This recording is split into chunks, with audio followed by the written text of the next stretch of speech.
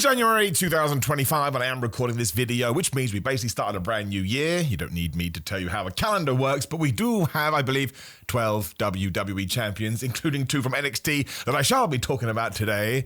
And because we are wrestling nerds, you know the deal, we have to rank them. I've called it best to worst or worst to best, but I don't want to do that. I'm going to call it people that we still like but need to do better with the championships to the people that are being booked better.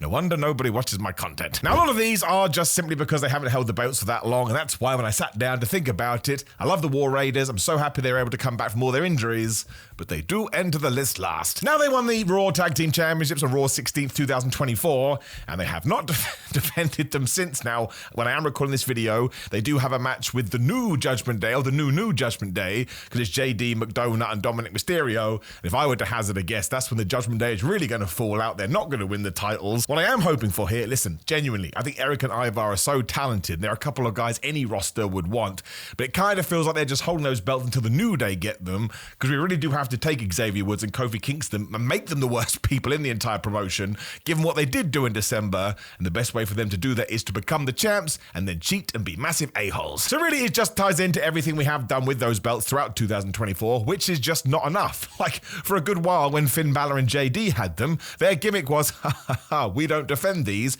and even Adam Pearce on the television, who was the Raw GMs who could book these matches, would call them out for it. So I really do hope going through the rest of the year, the tag team division in all of its guises does get a bit of a whoop up the tuchus, but at the moment it's just nothing happening. They're basically invisible. That's why it has to go here. And it's the same with DIY. Now actually the SmackDown tag team division is getting a little bit better, but at the same time we've kind of thrown a lot of teams in there, which is really cool, but it also kind of lacks direction. Now DIY won these on December 6, 2024, so I guess they've had a decent reign. They are coming up for 2 months. And I like the fact that Pretty Deadly are being involved and Los Garza, obviously Street Profits are injured at the moment, and of course the Motor City Machine Guns. But I'm going to say this a lot throughout this video, so please do forgive me. WWE has got so good with stories, especially with its top tier titles, you just become an expected Eric eventually. You're like, man, wouldn't it be great if we did that for all of the belts, especially the tag team scene? And I actually genuinely think, not one of the worst things, that's an exaggeration, but maybe a little bit of a mistake that WWE made was post WrestleMania 40, where we did have normal tag team belts, in the sense all-encompassing ones, and then we put 2 on Raw, and we put 2 on SmackDown, and ever since then, I just don't think it's worked. And given that the transfer window is open at the moment, and given that people turn up on either show anyway, if there was a way to re-merge these belts, and then take all the teams you have on Raw and SmackDown, and begin to carve that out, especially if we are going to have Raw at 3 hours and SmackDown at 3 hours, for me personally, that would be way better. Listen, I'm talking about the tag team division in general here, aside from DIY. Like, great heel turn, I love the fact that them going bad guy did work, they did become the champions. I just really want a deep feud that I can dive into and we can tell stories. At the moment, it's just a bit like, well, we don't like you because we're bad guys,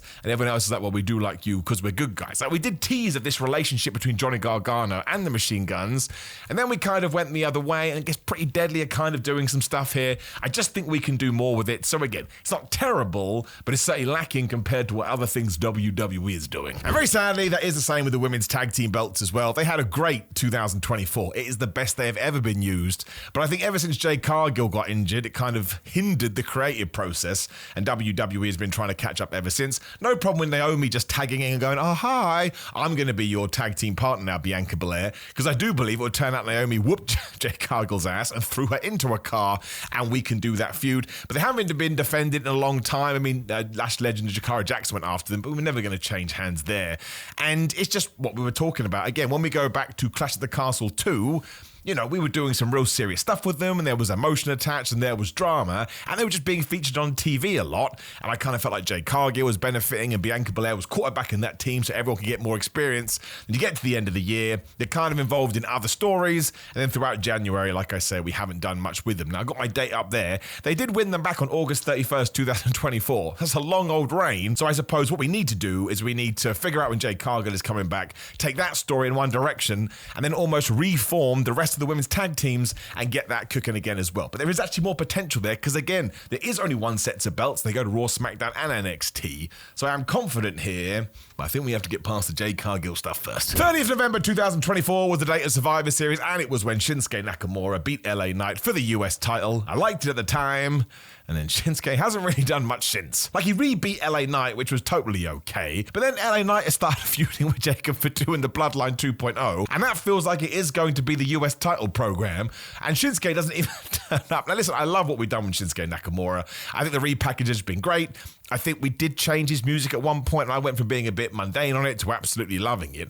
But it's just such a strange use of the man. Like, maybe the idea is he's meant to be a bit of a ghost, like a bit like, I don't know, a ninja, and he comes in, he gets his work done, and he goes away again. But that US title still needs someone who I thought was going to be LA Knight, which does make the Survivor Series defeat quite surprising, who was going to Gunther that title, essentially. Because I don't think anyone needs to hold it for 666 days like the Ring General did. But somebody does need to get their hands on it and just have these really good matches, and maybe mini feuds. Maybe this is a title that doesn't need extended feuds, so maybe LA Knight should have beaten Shinsuke Nakamura, and then you could have done it really simply. Has a feud with Tama Tonga, he beats him, then he goes into Jacob Fatu stuff, probably heading into WrestleMania, and that's when Jacob Fatu wins it. However, that is the caveat. That is what I'm excited about. I have convinced myself that Jacob Fatu is going to be the next US champion, and if we do that, he can be the guy to really get this thing up and rolling, and hopefully give it some credence and some importance, and it makes us excited in our tum-tum. So it's perfectly fine. But even since LA Knight beat Logan Paul for it, and Logan Paul's run, it's almost like, it's coming, and we never really go in hard with it. That sounded absolutely terrible. It is not a euphemism, but I'm kind of hit and miss on it, which is why when I was making this list, even though he has held it for almost 2 months, well, I actually thought there were people that have only just won belts that were doing, I'll say, a better job. You take my point. Now we go to Lyra Valkyria, who did win the IC title women's tournament start thing on January 13th, I believe, 2025. Really good match with Dakota Kai. I mean, you could argue I could have put this one further up the list because she didn't even turn up on the next episode of Raw. Now, we did have a very good video. I think the reason this irked people is because there was an advert on social media that said the new IC champion, Lyra Valkyria, will be on Raw, and then she wasn't, and that always makes you go, what? Especially if you were excited about it. Maybe you're a huge Lyra fan, and you tuned in for it. Now, I do think this was the right decision. She's such a good professional wrestler. I think she can become like a Bret Hart from back in the day. I'm not saying she's at that level, but she's really good at that sort of base technical wrestling, whatever you want to call it, so she can just have these really good matches. But we're going to have to wait and see this one. So in terms of that final and what I hope to do, I thought it could go here, but also does kind of feel like we're going to have to wait and see, which is why, I know I keep saying this, I think Becky Lynch should enter that Intercontinental title picture because she is a massive star. And if you do start to have these banger matches and then maybe she wins it for a bit, I think it's going to give it that magic shine that it definitely needs. SmackDown Women's Champion is next, Tiffany Stratton. Now, when she did cash in her Money in the Bank, this was absolutely brilliant. It happened on the 3rd of January 2025 SmackDown, which was awesome. Brand new year, 3-hour SmackDown. We may as well crown it. And it's been okay since then. Like, I thought her beating Bayley was really good. So this one is slap bang in the middle, mostly because we're only just getting going with it. And listen, if Charlotte Flair wins the Royal Rumble and she challenges Tiffany Stratton, if we did this video again in April, I think this thing is going to go mega up there, especially if Charlotte beats Tiffany and then Tiffany beats Charlotte and they go back and forth. I think that is going to help everyone. So this is a diamond in the rough. I think it's really going to help Tiffany Stratton. I think she's going to totally smash it. We just don't have a lot to talk about it with the moment, but I did like the fact they didn't have any shenanigans in that Bayley match, but we also still teased the Roxanne Perez Bayley match, and WWE was reserved, and again, just let Tiffany win. So big fan of this so far, but we have to end it there because there's nothing else to say. Let's just make sure we give Tiffany some serious promo time. Let's treat her like a super duper whooper top champion, and she could own SmackDown for a while, and I bet she could have some badass feuds in the meantime. Rhea Ripley also won her Raw Women's Championship back like 3 days later. Yeah, it was the 6th of January Raw 2025. That's when we debuted on Netflix. Definitely the right thing to do. Liv Morgan had a terrific 2024. Moving into 2025, you do want to push Rhea as a super duper mega star. Maybe you could actually switch this one around with Tiffany Stratton. I would say they're in the exact same place because we did do that bizarre thing the week later when Bayley came out and became Gollum and she looked at the title. However, Bayley is on Raw now, so if you're going to do that match, the Royal Rumble or the Elimination Chamber, no problem with that at all. Rhea Ripley versus Bayley will be really good. Just has an asterisk next to it because she just lost to Tiffany Stratton. Why is she getting all these title shots? And I don't mind doing Nia Jax and Rhea Ripley again at Saturday night's main event. You do want to showcase Rhea on that television broadcast because again, it's on network TV and hopefully you'll do a big audience. You can tell people, oh, hi, this is somebody you should care about. It's just if we're a nerd fan like you or I, we've seen that match a lot and we were quite literally doing this last year when we were moving into the Elimination Chamber. I just think Rhea Ripley has star power. So when she does come out to cut a promo or she is having matches and she's whooping everybody everybody's ass. There's almost an excitement there, and I really hope we've mapped this out all the way through to WrestleMania. I want to do Rhea Ripley versus Io Sky there, and you really can pick direction you want to go in. I also would kind of tie this into Tiffany Stratton versus Charlotte. Let's do a few matches with Rhea Ripley versus Io Sky, really sell the importance of the title, and there ain't no way they're going to be bad. So just a big fan of Rhea Ripley overall, and if we do get 2025 right, when we move into 2026, she's going to be even bigger than she already is. And I tell you, I've done the maths pretty big. Now, I have thrown the two main NXT champions in this list because I just want to talk about them because we don't really get to talk about NXT too much. And it was the 7th of January 2025. That first week in WWE was absolutely nuts, and she did become the women's champion. She beat Roxanne Perez, who is probably on the main roster by the time you hear this video, which is the right decision. It's just so cool. Like, she hasn't really done much else either. Like, she's had a few matches, and it sounds like she's going to be in a tag team with Stephanie Vaquer taking on, who the hell is it? Roxanne and Cora Jade. I think I've got that right. My brain may be confusing me. I just think it feels like we are doing the fast track with Giulia, so she can acclimatize to America, she can learn the language, which is going to help her cut promos, and she's already a massive star in NXT, and I would imagine probably around WrestleMania time or right after WrestleMania time, she'll get called up and she just totally got to smash it. This really does come down to someone who is just so damn good in the ring and has a presence to them. When they do come out, you can't help but be excited about it, which is one of the main reasons I want to get in here. I think it's one of those occasions where her being the champion and the champion being her to make any sense. You know, they say sometimes the person makes the belt and vice versa. I think Giulia does it both ways, which makes no sense. That is 2 + 2 = potato, but just everybody in this seems to be benefiting. And I think it's a really good signing by WWE. And I'm excited to see what she does with Raw or SmackDown. I mean, her versus Charlotte, her versus Becky, her versus Bayley is going to be so damn good. That's why I wanted to get her in there. So yeah, even though we do have all these titles on the main roster, and she's only held that one for like 3 weeks, well, I'm already invested. And it's very much the same with Chelsea Green, who is the US champion. She won on the 14th of December 2024 on the first ever Saturday's main event, or the first ever the revamp ones. Don't have a problem with her doing all this stuff with Michin. Already teasing that maybe Piper Niven will be her WrestleMania opponent. No issue with that either. This to me is very much being a long-term Chelsea Green fan. Her finally getting her due, and it just making me go, yes, man, we manifested this into existence. And maybe it's been a teeny little bit lackluster in the sense I would love her to get more promo time. But SmackDown being 3 hours has been a bit wishy-washy the last few weeks, and I think we'll get to that. The good news is there was this idea that maybe she could win and lose it straight away. It doesn't feel like we're going to do that at all, and if anything, she could even go all the way to WrestleMania before dropping it to Piper Niven, which would be a very cool story. And if we do that breakup, even though WWE loves breaking up all their duos to an insane degree, I think because they do have such good chemistry with each other, and because we could plan it out over a good few months, I'm not saying it would be as, what's the word I'm looking for, as huge as this, but very much a Batista Triple H vibe where you're super excited for the match. But I just think Chelsea Green is great.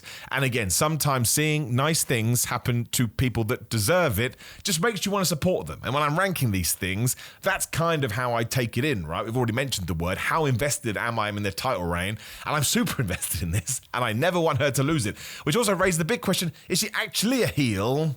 You guys are going to have to answer that in the comments. When you are there, please subscribe. Which moves us into our top 4, and we do go back to NXT because I just want to talk about Oba Femi, and that rhymes, so I must have made the right decision. This too was the January 7th NXT 2025, and it was just the right thing to do. I mean, he has been in NXT a while, but as far as I'm concerned, the reason it made sense to give him the World Championship is because he should get all his licks in down there, all his experience. I'm being a bit old school WWE. We just need to get him on the main roster as quickly as possible. I think he's brilliant. I think he's a future world champion on a Raw SmackDown.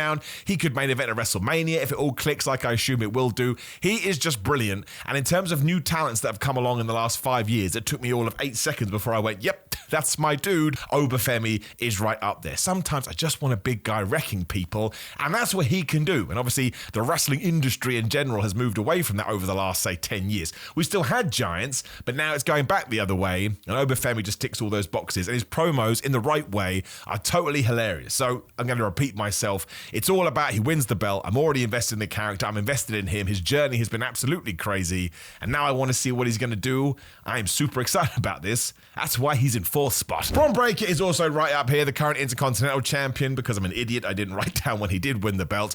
But obviously, it was sort of just before Survivor Series, because Jey Uso defeated him for it when the Bloodline 2.0 screwed over Jey, and Bron Breakker won it back. He is just awesome. As I am talking to you, he's about to face Sheamus at Saturday night's main event. I want to see that match, because everything those guys have been doing with Ludwig Kaiser has been fantastic.